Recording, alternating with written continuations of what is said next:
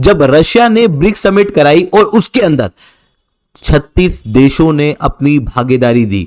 इतनी ज्यादा भागीदारी होने के बाद में रशिया के प्रेसिडेंट व्लादिमीर पुतिन ने यहां पर वेस्टर्न फाइनेंशियल सिस्टम को चैलेंज किया और उन्होंने कहा कि हम लोगों को एक अल्टरनेटिव फाइनेंशियल सिस्टम जो है वो क्रिएट करना चाहिए, एक नया पेमेंट सिस्टम क्रिएट करना चाहिए, जिसके अंदर इनका मेजर फोकस था स्विफ्ट पेमेंट सिस्टम को हटाने का। इसी मौके का फायदा फिर भारत ने उठाया और भारत ने पिच किया है यूपीआई। भारत का कहना यह है कि ब्रिक्स देशों को भी यूपीआई अडॉप्ट करना चाहिए। अब आपको इस चीज का भी पता होना चाहिए कि अदर देन दैट बेसिकली तो प्राइम मिनिस्टर मोदी एंड जो प्रेसिडेंट पुतिन है they are very happy on this development. लेकिन एक और चीज भी याद रखिएगा कि इंडिया का जो यूपीआई सिस्टम है, इंडिया जो है अपनी ये जो पोजीशन है एज ए, देखिए इस चीज को समझिएगा, एज ए ग्लोबल लीडर वो चाहता है कि इस यूपीआई सिस्टम को अडॉप्ट किया जाए as instant payment model. Digital India की बात की जा रही है और हमारे यहाँ जो है वो पॉलिटिशियंस आपस में लड़ने से ही फुर्सत नहीं है और ना ही हमारी इकोनॉमी संभल रही है। आपने डिजिटल इंडिया की बात की थी, मेरी नजर से एक प्रोडक्ट उनकी गुजरी यूपीआई, उसको कहते हैं यूनाइटेड पेमेंट इंटरफेस।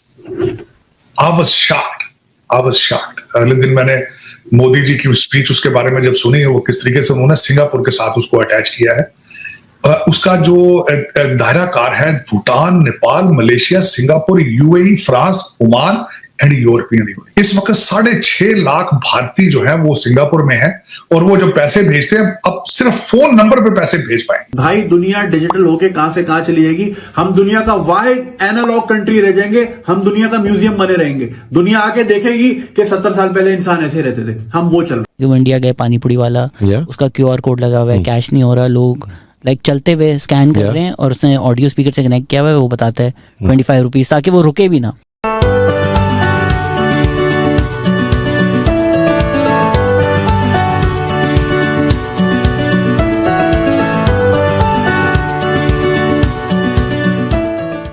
बॉम्बे में मोची के पास क्यूआर कोड था, ठीक है, पान वाले के पास क्यूआर कोड था, आपको कैश की जरूरत नहीं है, आप स्कैन। कचौरी बंद लोग खा रहे थे वहाँ, मैं देख रहा हूँ यार कचौरी सब खा रहे हैं और खा के जा रहे हैं, पैसे कोई नहीं दे रहा, ट्रांजैक्शन अबे वो चेक क्यों नहीं कर रहा। फिर मैंने साइट पे देखा तो पेटीएम का क्यूआर कोड लगा हुआ था, लोग स्कैन करके दे के चले जाते थे। दोस्तों, मोदी जी ने मौके पे चौका मारा है। सच कहता हूँ, जिस दिन ये चीज अप्रूव हो गई ब्रिक्स के अंदर, आप ये मान के चलिएगा कि भारत की ना जय जयकार हो जाएगी पूरी दुनिया के अंदर, और अमेरिका और चीन के मुंह पे इतना जोरदार तमाचा पड़ेगा कि पूरी दुनिया में इनकी हंसाई होगी। और भारत बस पूछिए मत, पाकिस्तान को तो हम गिनते ही नहीं दोस्तों, पाकिस्तान का तो कोई लेना देना ही नहीं रह गया है। उसको तो भी थोड़े दिनों बाद आपको ये भी शायद सुनने को मिल सकता है कि चीन ही एक थप्पड़ मार देगा। वैसे भी चीन ने इनकी बहुत बेइज्जती करी है ब्रिक्स में, इनको बुलाया भी और कोने में बिठा दिया। लेकिन दोस्तों, ये यूपीआई जो हमारा है, पूरी दुनिया में इसका मुकाबला नहीं है दोस्तों। हमने अमेरिका के अरबों डॉलर इस यूपीआई की वजह से ही बंद कर दिए हैं। जो पहले मास्टर वीजा कार्ड इनके चला करते थे ना, वो सब फेंक दी रख दी टोकरी के अंदर, अब कोई नहीं यूज करता। हमारे यहाँ पे सिर्फ यही चीजें चलती हैं दोस्तों। इन्होंने बहुत दादागिरी कर रखी थी, बहुत लूट मचा रखी थी। मोदी जी सबका हिसाब ले रहे हैं एक एक करके, और बहुत अच्छा भी लग रहा है मुझे। दोस्तों, आप भी कमेंट्स कीजिएगा, वीडियो को लाइक जरूर कीजिएगा और प्लीज चैनल को सब्सक्राइब कर लीजिएगा। Thank you very much. तो ब्रिक्स की कॉन्फ्रेंस तो खत्म हो गई, लेकिन एक इंपॉर्टेंट की टेक अवे आया है, और वो टेक अवे ये है कि इंडियंस एंड रशियंस इस चीज पे काम कर रहे हैं कि हम किसी तरीके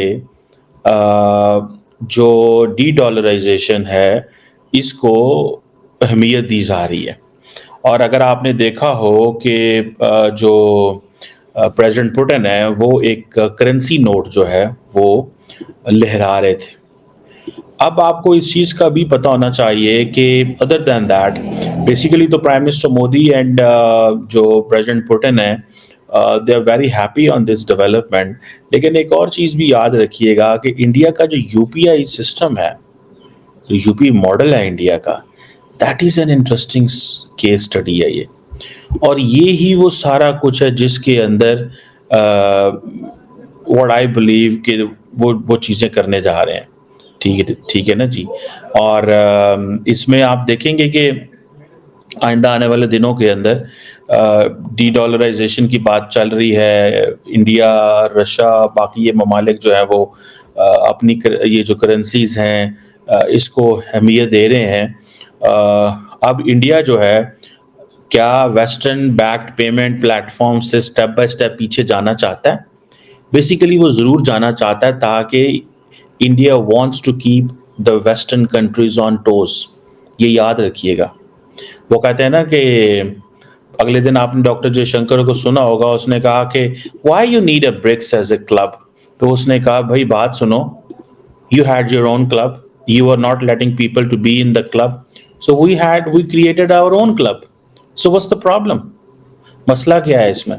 आपके पास एक क्लब था, आपने उस क्लब में लोगों को एंटर ही नहीं होने देते थे। He was talking of G7, वो G7 की बात कर रहे थे, ठीक है।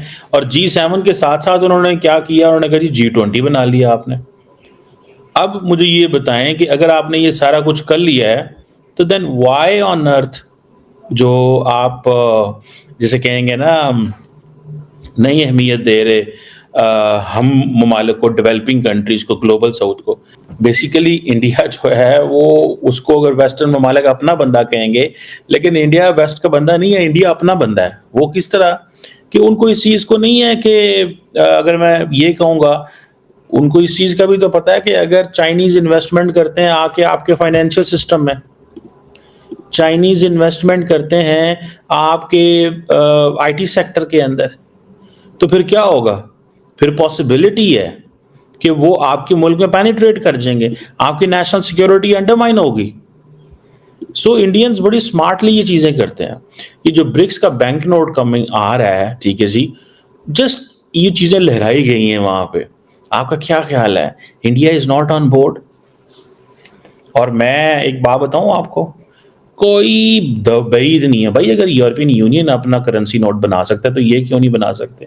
हाँ, उसकी मार्केट वैल्यू क्या होगी, ये चीज़ें हैं। इंडिया को पूरा वजन डालना पड़ेगा उसके पीछे। अब इंडिया का जो UPI पेमेंट मेथड है वो, मैं बोलता हूँ पाकिस्तान के अंदर तो हमें तो पता ही नहीं है ये चीज़ें क्या हैं।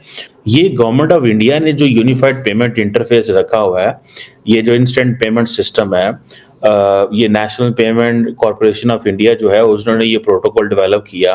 और ये जो इंटरफेस फैसिलिटी, ये इंटर बैंक वो जिसे कहते हैं ना, पीयर टू पीयर है, पर्सन टू मर्चेंट ट्रांजैक्शंस है, मोबाइल डिवाइस पे होता है, बड़ा इजी है दोनों बैंकों के दरमियान पैसा ट्रांसफ़र करना।